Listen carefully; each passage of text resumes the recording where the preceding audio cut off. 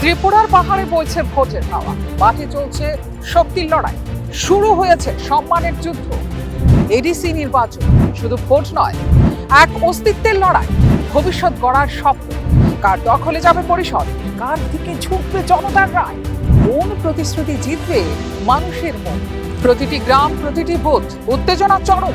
দাবার ছকের সমীকরণ বদলে যাচ্ছে প্রতি মুহূর্তে।